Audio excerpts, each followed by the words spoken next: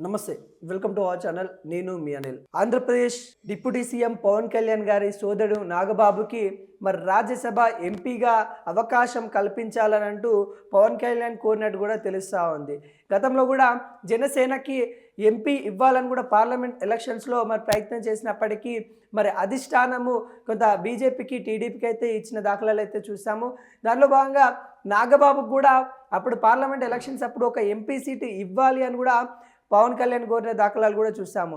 దానిలో భాగంగానే ఇప్పుడు అవి ఇవ్వకపోవడం వల్ల ఇప్పుడు ఖచ్చితంగా పార్లమెంట్ కాదు రాజ్యసభ ఎంపీగా నాగబాబును పంపించాలంటూ కూడా పవన్ కళ్యాణ్ కోరినట్టు కూడా తెలుస్తూ ఉంది.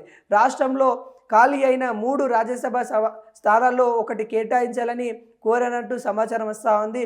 ఢిల్లీ పర్యటనలో అనేక అభివృద్ధి కార్యక్రమాలకైతే పవన్ కళ్యాణ్ గారు అయితే ఇప్పుడు ఢిల్లీలో మంత్రులని కేంద్ర మినిస్టర్స్ని అయితే కలుస్తూ ఉన్నాడు.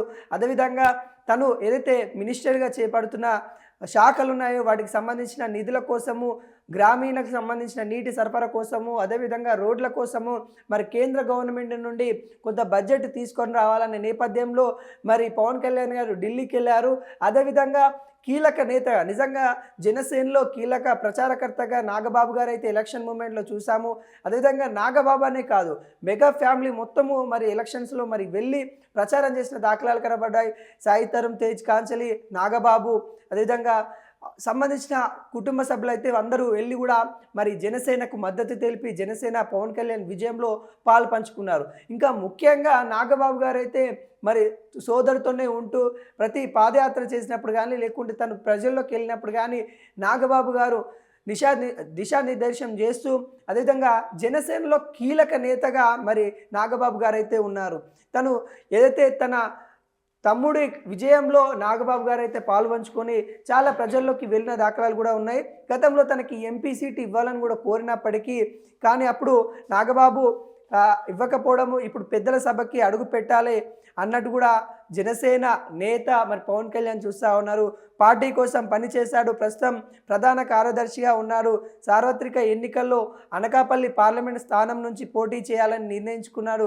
కానీ ఈ నియోజకవర్గం బీజేపీ ఇవ్వడం వల్ల మరి తను ఈ కూటమి పంపకాల్లో మరి బీజేపీ తీసుకుంది కాబట్టి నాగబాబుకు అప్పుడు అవకాశం లేదు కాబట్టి ఖచ్చితంగా పెద్దల సభకి పంపాలి అన్నట్టుగా పవన్ కళ్యాణ్ కోరినట్టు కూడా తెలుస్తూ ఉంది. ఆ సమయంలో బీజేపీ అంటే పంపకాలు ఏదైతే జనసేన కూటమి, టీడీపీ కూటమి, బీజేపీ ఉన్నారు కాబట్టి వాళ్ళ పంపకాల్లో తను అనకాపల్లి నుండి పోటీ చేయాలని కూడా పార్లమెంటు అనుకున్నప్పటికీ కూడా అక్కడ బీజేపీ వాళ్ళు తీసుకోవడం వల్ల నాగబాబు వెనకకు తగ్గిన సందర్భాలు చూసాము. ఈ నేపథ్యంలో ఖచ్చితంగా ఈ 3 రాజ్యసభ ఎంపీలు ఉన్నాయి కాబట్టి ఖాళీ అయినాయి, దానిలో ఒకటి నాగబాబుకు ఇవ్వాలి, పెద్దల సభకి పంపించాలని పవన్ కళ్యాణ్ కోరారు. పవన్ కళ్యాణ్ కోరిన మేరకు సానుభూతికంగానే మరి అధిష్టానం కూడా ఆలోచిస్తున్న నేపథ్యం కనబడతా ఉంది. నాగబాబు గారు రాజ్యసభ ఎంపీగా మరి చూడబోతా ఉన్నాము, ఖచ్చితంగా తనకి ఇస్తారన్నట్టు కూడా పవన్ కళ్యాణ్ మాట ఇచ్చారు. అదేవిధంగా పవన్ కళ్యాణ్ కీలక నేతగా అయిపోయాడు. ఇప్పుడు పార్లమెంట్లో కాదు ఇటు అసెంబ్లీలో ఏదైతే ఆంధ్రకు సంబంధించిన అసెంబ్లీలో ఎన్నికలలో విజయానికి బీజేపీ కూటమికి రెండింటి మధ్య అటు బీజేపీ టీడీపీ మధ్య వారసాదిగా మరి పవన్ కళ్యాణ్ గారు ఉన్నారు. అదేవిధంగా మొన్న మహారాష్ట్రలో కూడా చూసాం పవన్ కళ్యాణ్ అక్కడికి వెళ్ళిన ప్రతి అసెంబ్లీ నియోజకవర్గంలో విన్నింగ్ అంటే గెలుపు దిశగా వెళ్ళిపోయిన ఛాన్సులు చూసాము. అంటే ఇవన్నీ చూసినప్పటికీ పవన్ కళ్యాణ్ గారికి బీజేపీ అధిష్టానము సానుభూతిగానే అనుకూలంగానే ఉన్నట్టు కూడా కనబడతా ఉంది. ఆ నేపథ్యంలో మరి పవన్ కళ్యాణ్ నాగబాబు గారిని మరి తను ఏదైతే కోరారో ఏది రాజ్యసభకి వెళ్ళాలని కూడా వాళ్ళు కోరారో ఆ కోరిక మేరకు రాజ్యసభ అంటే ఆంధ్రప్రదేశ్లో ఇప్పటికే 3 ఎంపీలు రాజ్యసభ ఎంపీలు అయితే ఖాళీగా ఉన్న దాఖలాలు అయితే కనబడతా ఉన్నాయి. దానిలో భాగంగానే మరి రాజ్యసభ ఎంపీగా మరి నాగబాబునైతే చూడబోతున్నాము, ఇవ్వాలన్నట్టు కూడా మరి పవన్ కళ్యాణ్ కోరినట్టుగా మనకైతే తెలుస్తూ ఉంది.